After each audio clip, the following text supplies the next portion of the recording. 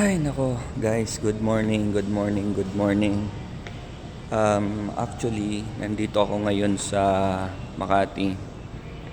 At nandito ako sa isang showroom sa Makati. Supposedly, dapat ano lang ako, manonood. Manonood lang sana ako ng auto. Pero ayun, tinimplan ako ng kape. So dito sa showroom, tinimplan ako ng kape. Pag tinatimplan pa naman ako ng kape, napapabili ako. So dito tayo sa showroom guys, and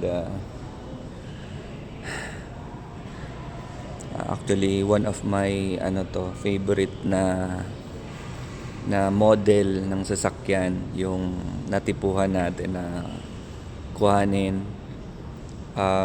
Sabi niya sa akin, sabi ng agent sa akin na 2026 na daw to na model. Actually guys, kukuhanin ko na to. Hindi ka basta-basta makakakuha nito na model na to na basta-basta lang. Pagpunta mo sa showroom, by order. Hindi siya yung tipong makukuha mo na agad. Pero sa akin, natsambahan natin guys, natsambahan. So, today, kukuha tayo ng sasakyan. Ito yung guys, yung gusto kong sasakyan kasi ano to guys, parang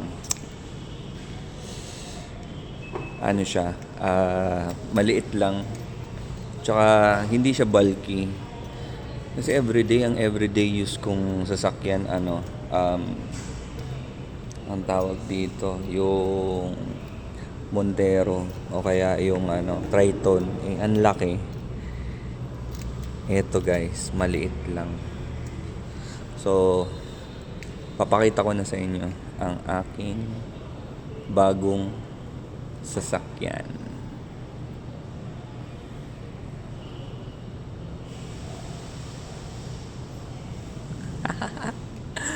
MX-5 guys, MX-5. Hindi pala Honda to. Mazda pala, Mazda MX-5. So, ayan. Ay, nice. Buksan natin guys, buksan. Ooh, ang smooth. Buksan ko na.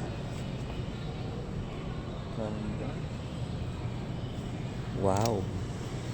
Ang kinuha ko pala guys, hard top. Yan. Dapat soft top to.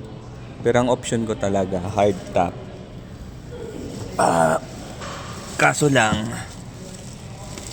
wala daw sila noon nung time na pagpunta ko dito. Kaya aray ko. Yan guys, oh. Shit.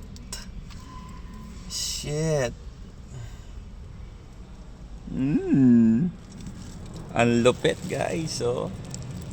Saktong-sakto sa akin guys yung sasakyan.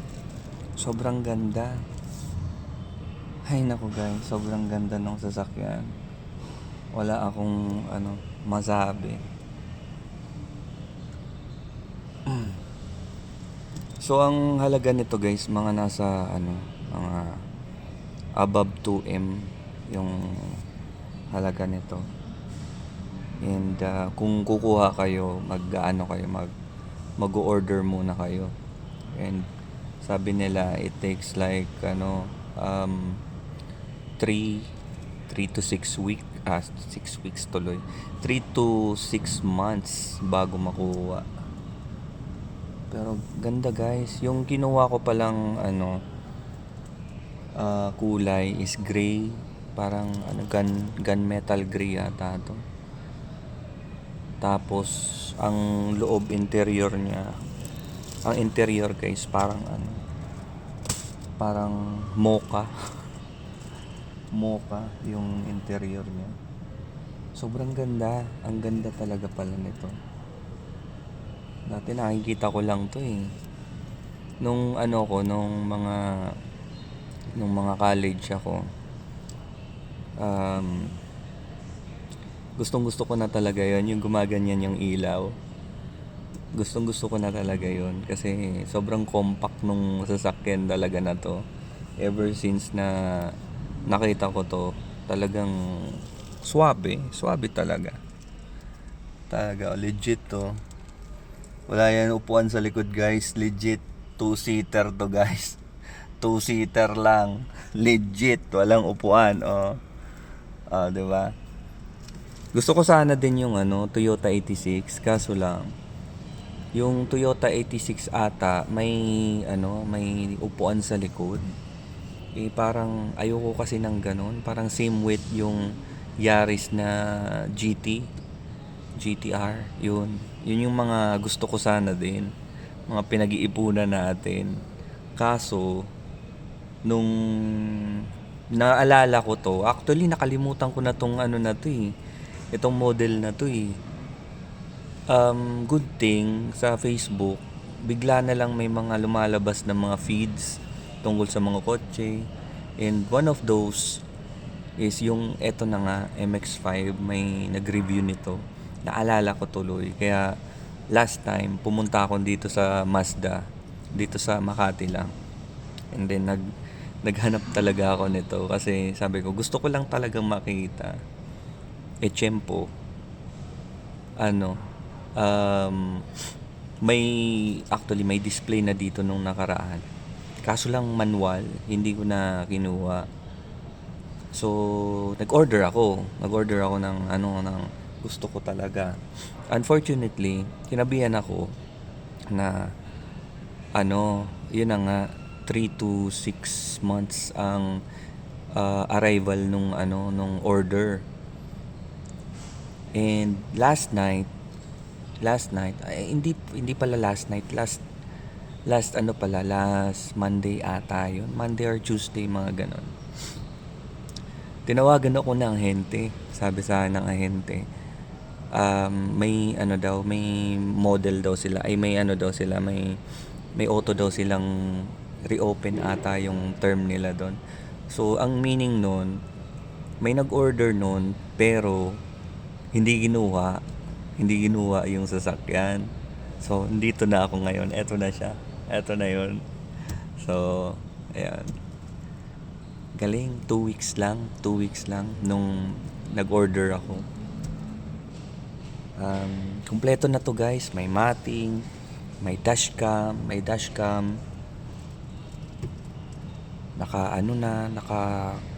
ang nito guys, ang sounds nito, Boss number 1 talaga yung ganda ng Boss, kasi ever since na nagkaroon ako ng speaker na maliit lang na Boss, nagustuhan ko talaga siya guys. And ito, sigurado magugustuhan ko rin talaga to. And most likely, hindi ko naman sinasabi na, siguro hindi ako magsasabi ng patapos na for keeps, kasi baka may mga lumabas na mga model na mas matitindi pa dito. Baka bigla akong ma-in love sa mga auto na yon. Pero guys, syempre, as we go along, yung technology kasi nagbabago. So may mga talaga chances na magugustuhan mo talaga yung ibang model or ibang brand. First time ko to magkaroon ng Mazda ever since nandun lang ako sa sasakyan na Toyota, Mitsubishi, Honda. Yan lang na tatlo. Sa Mazda kasi hindi ako masyadong wala sa kumbaga hindi ko trip yung mga nila, yung mga designs. Kanya-kanyang trip tayo eh. So yung mga designs nila hindi talaga. Pero etong model na to, etong Mazda MX-5 na tinatawag din nilang Miata nung mga nakaraang taon. Miata kasi talaga yung tawag nila dito. Ito MX-5 na. So eto talaga, gustong-gusto ko na talaga to.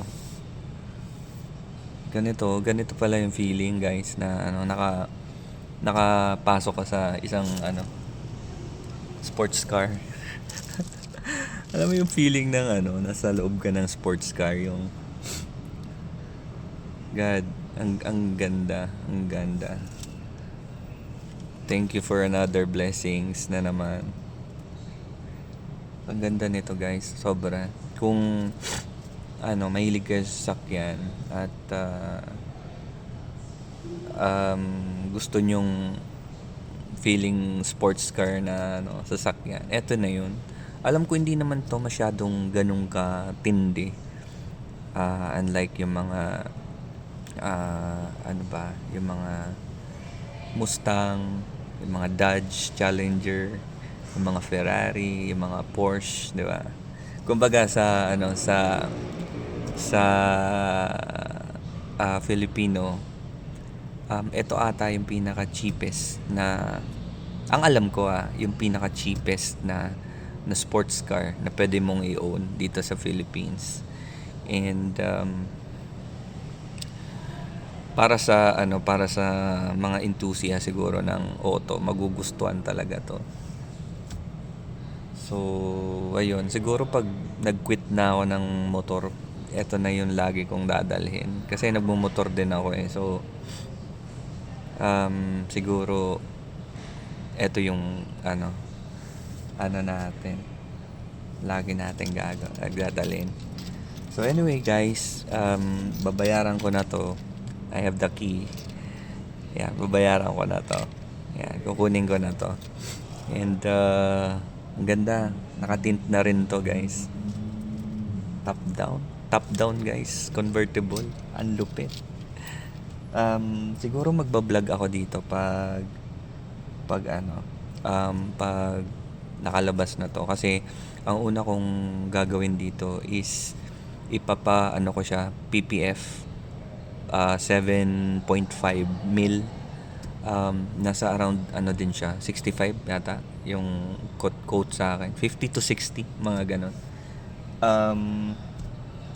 Maganda yun guys, kasi kung ganito lang naman sa sasakyan nyo, yung mga ganon lang kakapal na PPF ang palagay nyo, wag yung masyadong makapal kasi ang alam ko yung makapal na mga nasa 8 mil, nasa na yun, yung mga pang off-road na yun. So anyway, thank you again for watching. Sinishare ko lang sa inyo yung experience na bumili ng ganito. Talagang iba rin talaga. Masaya.